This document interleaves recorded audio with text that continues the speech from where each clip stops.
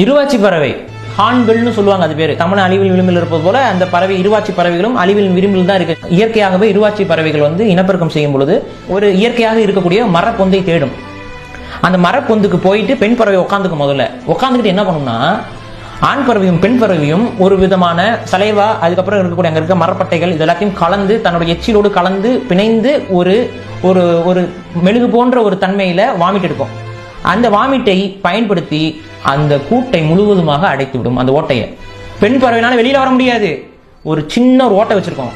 அந்த ஓட்டையின் மூலமாக ஆண் பறவை உணவு ஊட்ட வேண்டும் பெண் பறவைக்கு. எப்ப வரைக்கும்?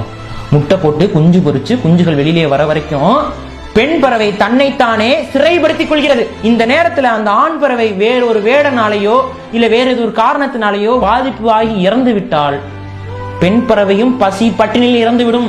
அடுத்து என்ன தெரியுமா பண்ணும்? தனது இறக்கையவே தானே பித்துக் கொள்ளும். அந்த இருவாச்சி பறவை வலிக்கும், வலி வேதனை கொட்டும், கீழே மெத்துன்னு மெத்தையை உருவாக்கி கொள்ளும்.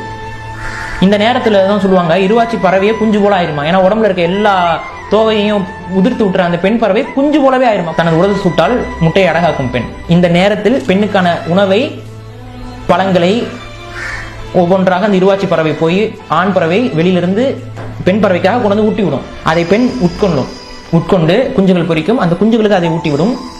குஞ்சுகள் இறக்கை முளைக்கும். குஞ்சுகளோடு சேர்ந்து பெண் பறவைக்கும் இறக்கை முளைக்கும். ஒரு குஞ்சுல 2 குஞ்சு வரும். அந்த 2 குஞ்சுகளோட சேர்ந்து 3 பறவைகளாக பெண் பறவையும் வெளியே வரும். அப்புறம் அந்த இருவாச்சி பறவை பறந்து செல்லும். இந்த டெடிகேஷன் தனது குழந்தைகளுடைய பாதுகாப்புக்காக தன்னைத்தானே செவுரை ஏற்றுக்கொண்டு இந்த இயற்கை தனக்கு விதித்த விதியின்படி வாழ்ந்து கொண்டிருக்கிறது. ஆனா மனுஷன் இதை பார்க்கிறோமா? இந்த டெடிகேஷனை உணர்றோமா? நம்ம என்னைக்காவது இதை படிச்சிருக்கோமா? நம்ம இருவாச்சி பறவைகளை தெரிந்து கொள்ளுங்கள், இயற்கையை படியுங்கள். ஒரு பறவைக்கு இருக்கக்கூடிய டெடிகேஷன் நமக்கு இருக்கா மனுஷனுக்கு? இப்ப பெத்த குழந்தைய ஒருத்தி பிரியாணிக்காக வச்சு கொண்டு போறா.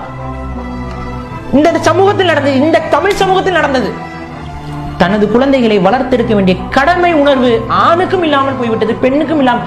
ஆணுக்கு அந்த கடமை உணர்வு இருந்திருந்தால் தன்னோட குடும்பம் குழந்தைன்னா அவன் உழைக்கணும். நம்ம குடிச்சிட்டா நம்ம குழந்தைகளுக்கு யாரு குழந்தைகளுக்கு நல்ல உடை வாங்கி கொடுப்பா, நம்ம குழந்தைங்க ஏங்கி போயிருமே நினைச்சா அவன் உழைக்கணும். இது இந்த சமூகத்தில் இது சரி இது தப்புங்கிற வரையறை இன்னைக்கு இல்லாம போயிடுச்சுங்க. கள்ள தொடர்பு இன்னைக்கு குற்றம் இல்லைன்ட்டீங்க. அப்புறம் எதுக்கு திருமண சட்டம்? கல்யாணம் பண்றது ஏன் பதிவு பண்ணுங்கிறீங்க அரசுக்கு? என்ன எதுக்கு இந்த சட்டங்கள்? தூக்கி போட்டுருங்க. இது தொடர்ந்து கொண்டிருந்தால் சமூகம் எந்த நிலைமைக்கு போகும்? எது சரி எது தப்புங்கிற எந்த வரையறையும் இல்லாத ஒரு காட்டு மிராண்டி சமூகமாக மாறிவிடும். இது யார் தெரியுமா பாதிக்குவா?